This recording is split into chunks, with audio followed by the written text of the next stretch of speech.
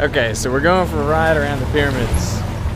The Great Pyramid was the tallest man-made structure for nearly 4,000 years, only surpassed by a large margin by the Eiffel Tower in 1889. 147 meters high. You are interested by climbing? Yeah, let's climb it. But it is not free.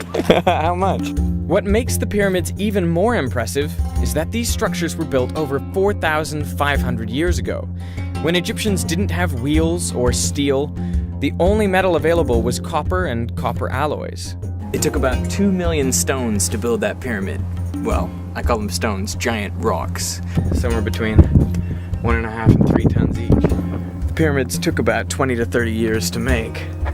It's a long time, but if you think about the number of stones, a couple million stones in every pyramid, you'd have to be laying a stone roughly once every 3 minutes. If you consider a regular workday like a 10-hour, 12-hour workday. Nobody know how they build it. It's still secret. But a lot of people, they try to do the best to give you some information about how they did it. But we must say it's secret. They did, and they take the secret with them. Nobody knows. No plans survived to show us how the pyramids were built. So perhaps it's not surprising that this is the subject of countless conspiracy theories involving aliens, time travel, or lost technologies. But there is a less far-fetched myth, which has become widely accepted, that the pyramids were built by slaves. But recent discoveries suggest the pyramid builders were not slaves at all. They were skilled workers. Well-preserved tombs near the pyramids suggest that their hard labor and sacrifice were rewarded. If these workers had been slaves, they would not have received such honorable burials. But how did they actually manage to build the pyramids?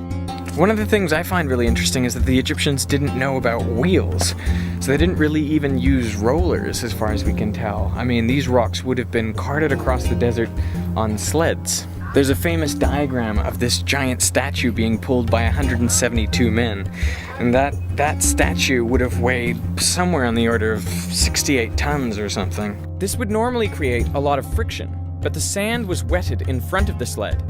Experiments show this would reduce the pulling force required by half. The internal stones of this pyramid are all limestone, which is a bit softer and easier to work. You can imagine them working it with those copper chisels that they had. Some of these blocks may have been actually sawed through using copper saws. Now you wouldn't think that copper could really cut rock, but if you put an abrasive in there like a sand, you could actually wear away the stone. Probably be a very difficult and labor-intensive job. Something that you don't really think about is that when you build a pyramid, you need to build it on level ground. You can actually see there how they had to level out that ground.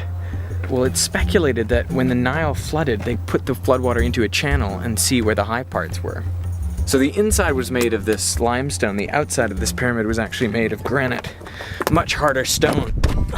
I'm at the granite quarry in Aswan, where they would have quarried the stones that were used in the pyramids at Giza.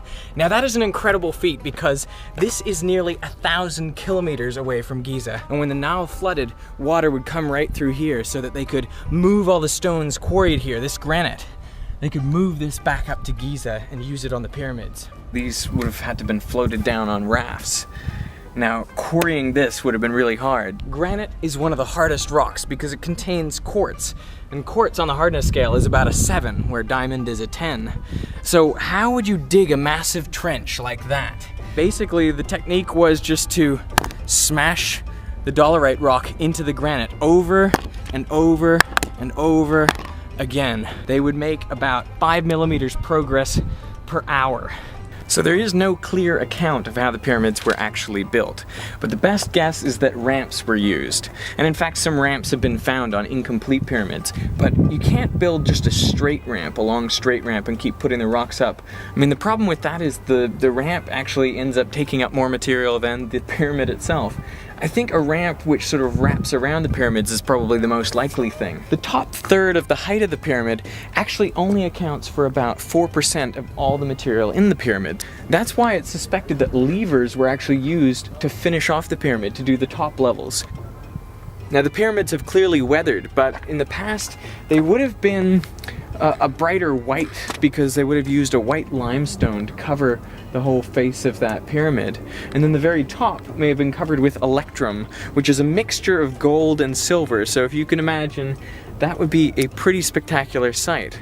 The reason these pyramids are shaped this way is so they represent sun rays. Imagine what that would have looked like when it was first built, with a shiny metallic top and smooth white finish on all of those sides. I think that would have been a sight to behold.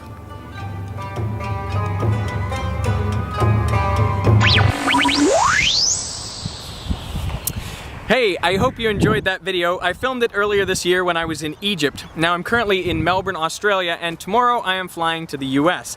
In fact, next week I'm actually doing a live show in Alabama with Henry from Minute Physics, Destin from Smarter Every Day, Brady Heron from Numberphile Periodic Videos and 60 Symbols, and CGP Grey from CGP Grey. Yes, he will actually be there in person. So if you want to come and join us, then check out the link in the doobly-doo. You know, on all of these long flights, I always need something to help me pass the time, and I know what I'm going to be doing tomorrow. I'll be listening to the brand new audiobook from Bill Nye. The book is called Undeniable: Evolution and the Science of Creation, and he actually narrates this book himself, so I can't wait to listen to it. And if you want, you can download this book for free by going to audible.com/Veritasium, or you can pick any other book of your choosing for a 1-month free trial. So I really want to thank Audible for their support. They've helped me go to all of these amazing places, and they have hundreds of thousands of audiobooks, so if you love audiobooks, then you should definitely try them out. So thank you for watching, and hopefully I will see you next week.